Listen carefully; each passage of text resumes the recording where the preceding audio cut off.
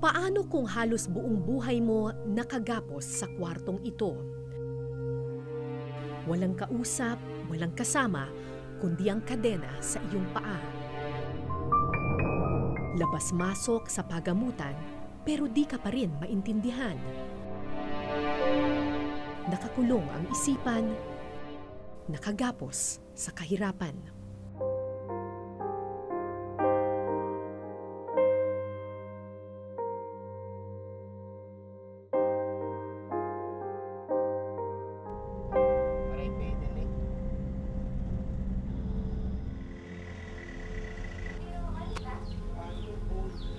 Sandali.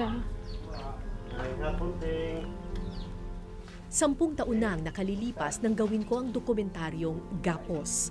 Sa Ormoc, Leyte, nakilala ko ang isang lalaking nakakadena sa loob ng kural ng baboy. Ay, Teng. Ako si Cara, Teng. Okay, tawag mo. Teteng ang bansag sa kanya. 10 taong gulang lamang si Teteng nang igapos siya ng kanyang mga magulang. Ba't ka daw nila kinadena, Teng? Bakit daw? Ganyan. Ganyan. Ha? Bayolente at nagwawala raw kasi ito kapag sinusumpong ng kanyang schizophrenia, isang problema sa pag-iisip kung saan nawawala sa katinuan ang utak ng isang tao.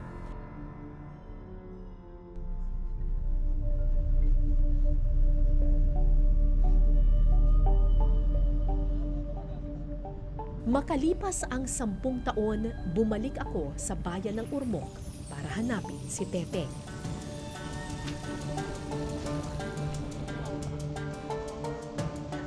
Halos walang pinagbago ang tubuhan. Bakas pa rin ang kahirapan. Isang kayod, isang tuka pa rin ang mga sakada ng tubuhan. Dito pa rin daw nakatira si Teteng at ang kanyang pamilya. Hinanap ko ang kural kung saan siya noon iginagapos, pero isang tumpok na lang ng yero ang aking naabutan. Nasaan na kaya si Teteng?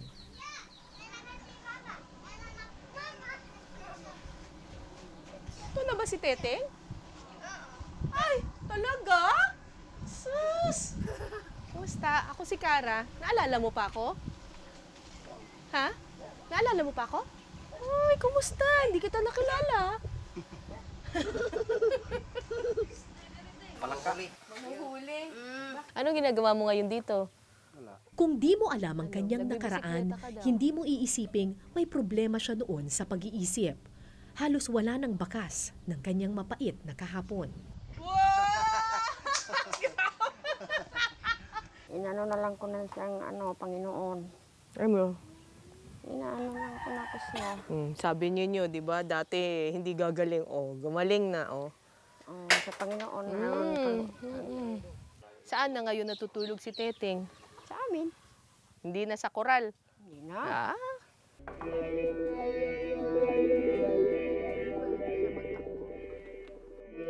Noong 2008, bago namin iniwan si Teteng, dinala namin siya sa ospital at ipinagamot. Mula noon, unti-unting bumalik sa katinuan ang kanyang pag-iisip. Unti-unti ring nagbago ang pagtrato sa kanya ng pamilya. Hindi na mabangis na hayop, kundi maamong nilalang na dapat alagaan. Inanay na lang. Kuha na sa bahay. Unti-unti nang gumaling. Nung tinanggal niyo yung kadena. Tsaka hindi niyo na daw sinisigawan. Oo, hina-hina. Yun na lang pag-istorya. Kung di siya musugot, di na lang pugson. Ngayon, si Teteng na ang katulong ng kanyang ina sa mga gawaing bahay. Ang dating palaboy na kinatatakutan, isa na ngayong kaibigang maaasahan. Parang okay na siya. In fact, nagbibisikleta na siya doon. Pero hindi pa rin mawala sa isip namin na baka babalik yung Pero napapasalamat din kami dahil medyo okay na siya sa ngayon. At ang kadena na dating gumapos sa kanya, nangangalawang na sa alaala. Bakit niyo po tinanggal na yung kadena? Ang akong tang gusto nga kanang malimot balanta siya sayang. 30 anyos na si Teteng ngayon. Halos kalahati ng kanyang buhay iginapos sa loob ng kural. Ngayon lang niya nararamdaman ang kalayaan ng pagiging bata. Sana nga, hindi pa huli ang lahat.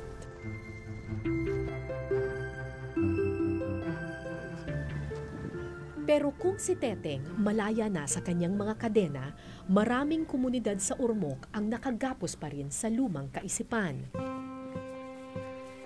Kwento ni na Teteng, sa di kalayuan, may isang babae raw na halos buong buhay niya nakakadena ang paa. Andito tayo sa Barangay Sumanga sa Ormoc, Leyte, kung saan usap-usapan ng mga taga rito, meron daw isang matandang babae dito na kung di sila nagkakamali, more than 60 years old na raw, na mga 40 years na daw nakakadena.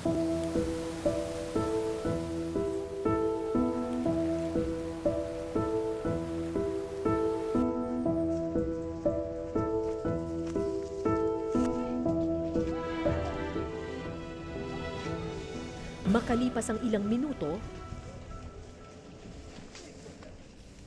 abala sa pagkikiskis ang matandang aking nakita. Kumusta, Nay?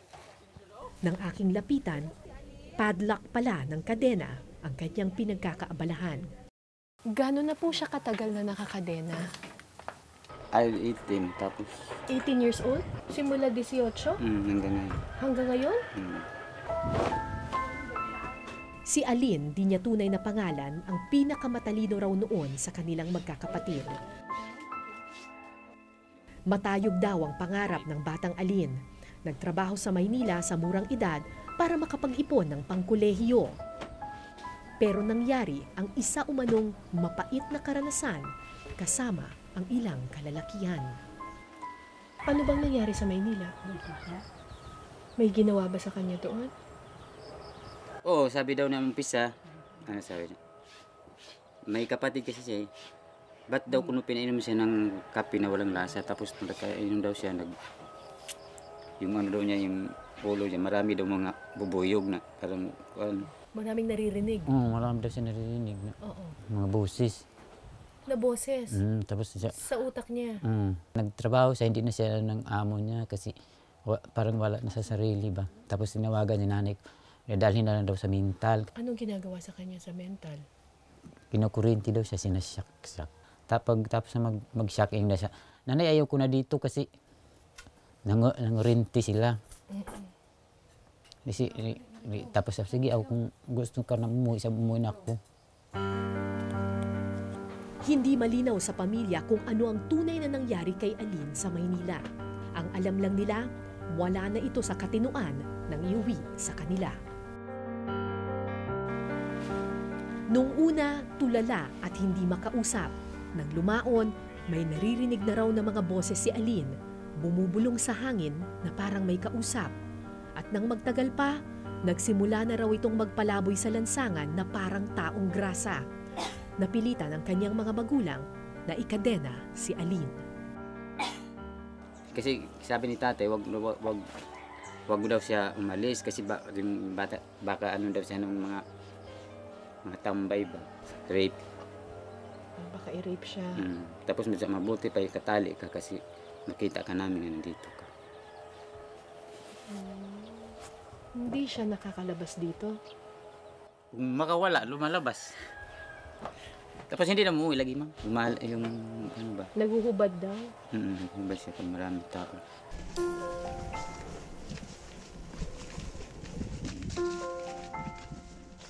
Nang mamatay ang kanilang mga magulang, iniwan sa bunsong si Juanito ang responsibilidad ng pag-aalaga sa kanyang ate Aline.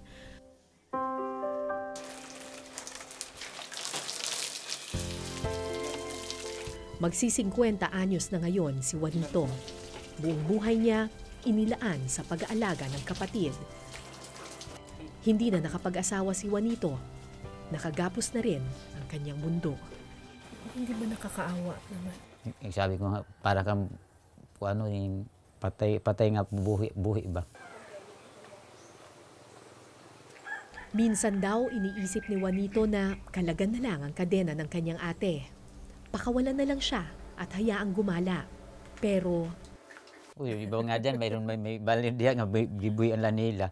Kaluoy man nga, Kay kung makabuhi, di man siya kakaon, pamahaw, paniud to, panihapon, asa man, yung sila sa suri-suroy. May bala na higot siya. Ingon nga sila nga, so kung nako na yung mga kuan, kanang, kay kuan mas pa diha, kay malagaan, mapakait, makakaon siya.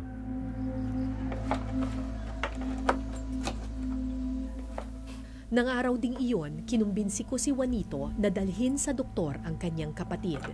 Sasamahan namin sila sa ospital kung papayag siyang tanggalin ang kadena ni Lola Alin.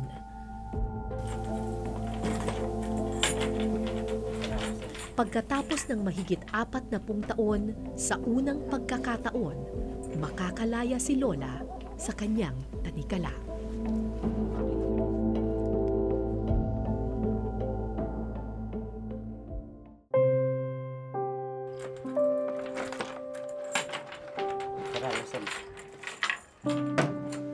Ito ang unang beses na makalalaya si Lola Alin mula sa kadenang mahigit 40 taon nang bumihag sa kanya. Nung una, masama ang tingin sa akin ng matanda. Mailap at tila ayaw magtiwala. Halika, Lola. Sama ka sa akin? Sa doktor? Doktor? Ha? Hawak? Hawak ka sa akin?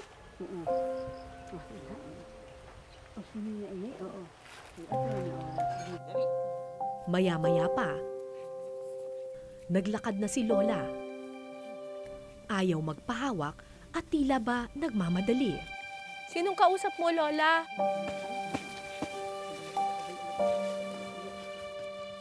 Katangian ng mga taong may schizophrenia ang nakakarinig ng kung ano-anong boses sa kanilang isip. Gumagala at naglalakad sila sa kung saan-saan, animoy pilit na tinatakasan ang mga boses sa isipan.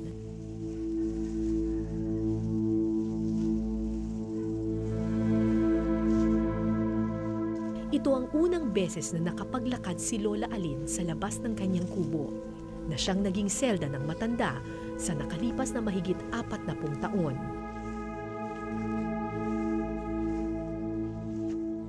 Ilang minuto na kaming naglalakad pero walang kapaguran si Lola Alin. Mabilis ang kilos at di mapakali, para bang may hinahabol. Imbis na pigilan, sinundan ko lang ang matanda. At maya-maya, May nagsasalita?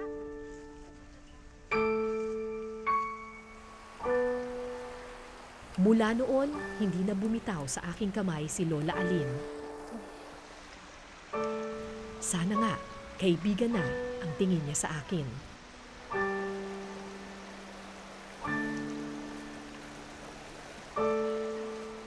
Sige, Lola. Konti na lang. Sige. Sige. Huwag matakot.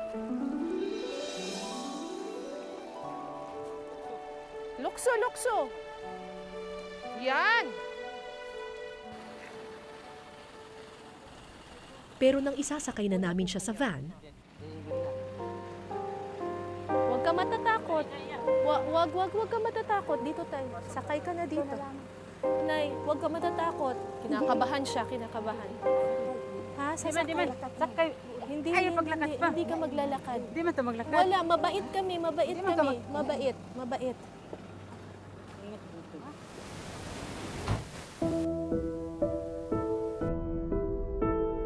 walang psychiatric ward ang buong bayan ng Ormoc sa Leyte. Wala ring libreng psychiatrist na pwedeng tumingin sa mga pasyente tulad ni Lola Alin. Merong private clinic pero sumisingil naman ng 3,000 piso kada check-up. Ang pinakamalapit na psychiatric facility nasa Tacloban pa, 3 oras na biyahe mula sa Ormoc.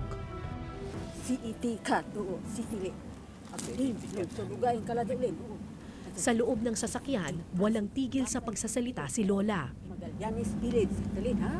Lakat gadlin sa Pasay City, ulit. Pasay City, na, pamati. Hindi ko siya maintindihan, pero halo-halong emosyon ang mababaka sa kanyang muka. Saya at pananabik, takot at pagkabalisa. Dito, oh. At sa tulin ha, kanaligis. Oh. Dagang gadlin, kanaligis ka. Uling, dagang gadlin, hugutin kasing-kasing. Palubog na ang araw nang makarating kami sa Eastern Visayas Medical Center sa Tacloban. Agad kaming inasikaso ng mga nurse at doktor ng EVRMC. Ayon sa psychiatrist na si Dr. Lorelai Henotiva, ang trauma at matinding kalungkutan ay posibleng humantong sa schizophrenia kung hindi ito maaagapan. All traumatic experiences can trigger depression. It depends on degree of the trauma and the coping skills of the patient. Kailanmay hindi raw solusyon ang paggapos at pagkadena dahil lalo lang daw matatakot at lalala ang hallucination ng pasyente. Sa halip, binigyan kami ng doktora ng gamot na pampakalma. In-injectionan din si Lola Alin ng antipsychosis medicine. Pero may pag-asa pa ba para kay Lola? Meron naman po sa lahat ng mental patients. Hindi naman sasabihin natin na magiging functional siya tulad nung before she was 18, but at least she can be functional at home. She can help in the household chores. She can do her personal hygiene to herself without assistance. That's the main goal for Lola at this point in time. Isang tableta. Hindi ko alam kung kakayanin ni Juanito na dalhin buwan-buwan sa Tacloban si Lola. Pero sana, ito na ang simula ng kanyang paglaya mula sa nakagapos niyang mundo. Sa pag-aaral ng UP College of Medicine, isa sa bawat 3 Pilipino ang may mental health problem. Ibig sabihin, posibleng umabot sa 28 milyon ang bilang ng mga Pilipinong may sakit sa pag-iisip. Ang problema, nasa 700 lang ang mga psychiatrist sa buong bansa. Lumalabas na 2 doktor lang ang nakatalaga sa kada 100,000 katao. Sa mahihirap na probinsya tulad ng Leyte, na pirming sinasalanta ng kalamidad, mas mataas pa ang bilang.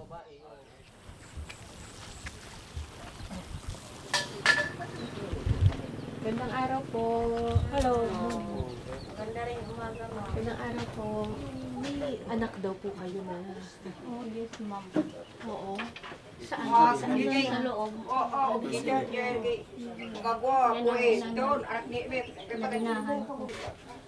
Di marunong. Kinadena din niyo? Hindi ko kanan lang ito kung may ilakat ko. Kasi lumalayo. Kinalakat nga hindi na uli. 9 na taon nang nakakulong sa kwartong ito si Rolito, di niya tunay na pangalan.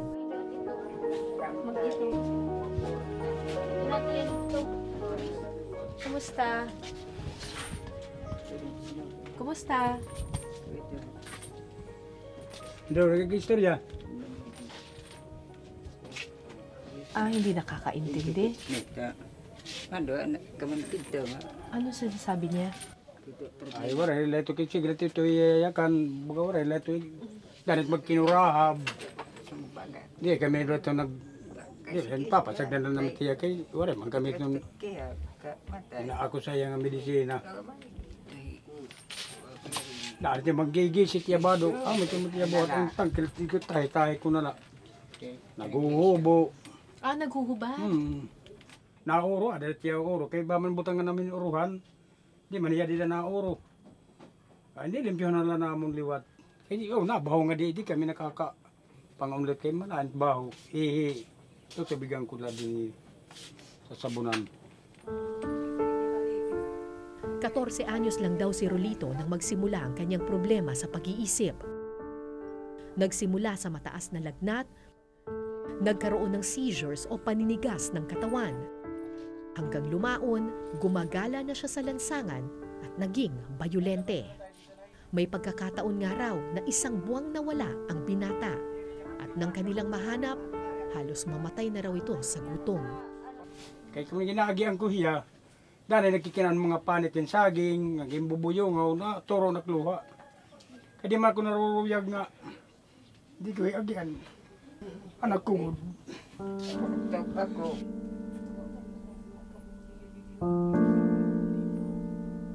Hirap lumayo. Do, Sige na karigo do. Batid ni Tatay Romeo na mali ang pagkadena kay Rolito.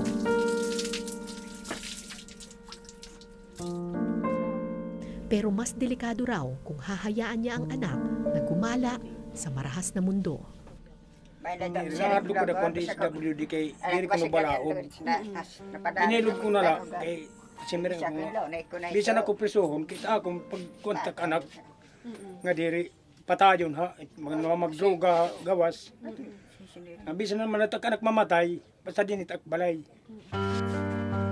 Sinubukan ng pamilya na ipagamot si Rolito. 3 doktor na raw ang kanilang kinonsulta at buwan-buwan aabot daw sa 8,000 piso ang kanilang gastusin. Sa mahal ng pagpapagamot, hindi rin daw nila ito natustusan. Busa nagkarabo ay salin. Gin ko nang kinin maulian lahiya. Paghingat to ang paghipasente ko sa ospital, di ko naman kaya ang medisina mapalit nga tanan. Ginagawas ko. Duha ko ka sulod. Magkano niyo po nabenta yung kalabaw ninyo? 22 ano sa 15. Tapos May- naubos lahat sa Oo. gamot? Gastos pasahe. Anamon gastos para pasahe ng medisina.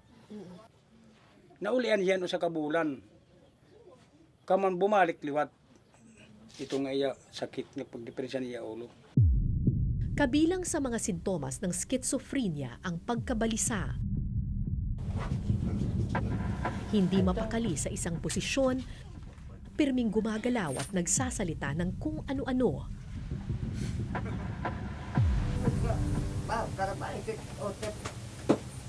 Epekto raw ito ng mga hallucination at boses na bumabagabag sa kanilang isip.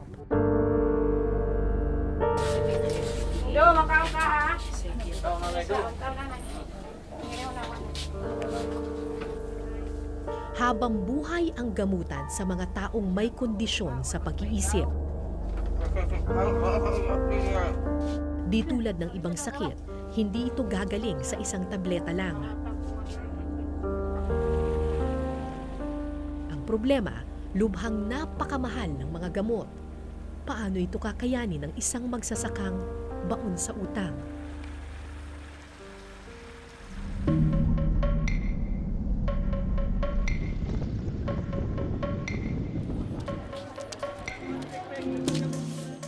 Ito ang dahilan kung bakit ipinasa kamakailan ng Mental Health Law o RA 11036.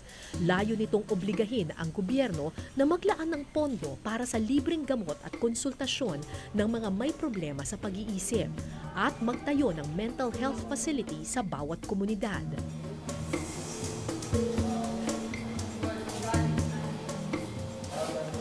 Mag-inject kita rin lang ha, okay na?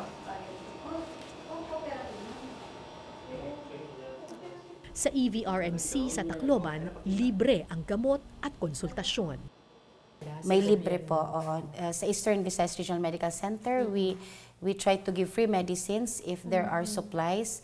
Unfortunately, there are times because of the patient workload, the medicines are easily depleted from the pharmacy.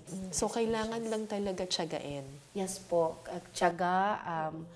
Dapat you really have to be assertive in asking because For free medication. for free medications. Tulad ni Teteng at Lola Alin, schizophrenia rin ang diagnosis ng doktor kay Rolito. I-90 ko na lang po. Pero para umepekto raw ang mga gamot, kailangan araw-araw itong inumin. The problem is, number one is the poverty of the family. They could not provide the medicines that are prescribed by the doctor. Second, malnourished yung patients. Tsaka yung hindi sila regular umiinom ng gamot. Yes po, poor compliance to medications because of the financial problem. Oo. Kapag hindi tuloy-tuloy yung gamutan, Babalik yung signs and symptoms ng schizophrenia niya. Pag tumalining nga risperidon, usa kada gabi. Ang gamot ay unang hakbang lamang sa tuluyang paggaling ng mga taong may problema sa pag-iisip. Higit sa lahat, mas mahalaga ang tamang pagtrato at pag-aalaga sa mga tulad nila. Mahirap at panghabang buhay itong kalbaryo. Pero kung kinaya ni Teteng na makalaya sa kadena dahil sa tulong ng mga doktor, pang-unawa ng komunidad at pagsisikap ng kanyang ina, marahil may pag-asa pang makalaya sa kanilang pagkakagapos sina Lola Aline at Rolito.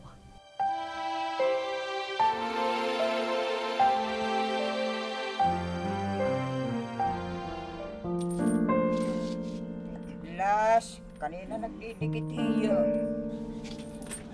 Madaling husgahan ang mga magulang na kinakadena ang kanilang mga anak dala ng problema sa pag-iisip. Madaling sabihing mali ang kanilang ginagawa. Pero matapos kong makausap ang pamilya ni Teteng, Rolito at Lola Aline, alam kong hindi rin nila kagustuhan ang mga nangyari. Hindi ko maninitino yung masusugad. Kaya sakitan niya sugad ni 16, aniya ilan? 16 years old. Borang kito paglaom nga masugad. Yan sabot namin niya pag-eskwela, pag-pulis. Kaya kang hadto nga daya na, kung wariya sakiti, pulis na good.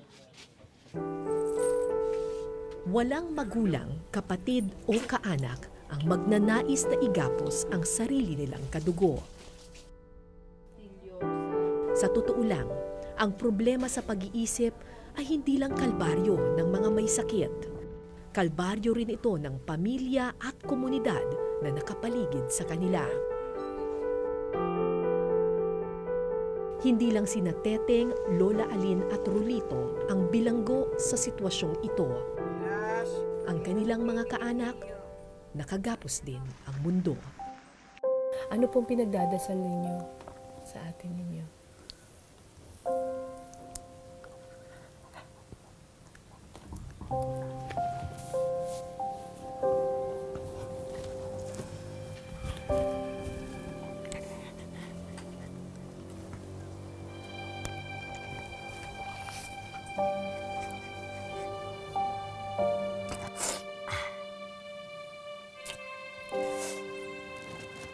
Ay, ta. Kanang gumaling ba mo? Gusto talaga bisa siya mamatay, makakita ba sa kalibutan nga, ay, kakalami ba sa kalibutan? Ako po si Cara David at ito po ang Eyewitness.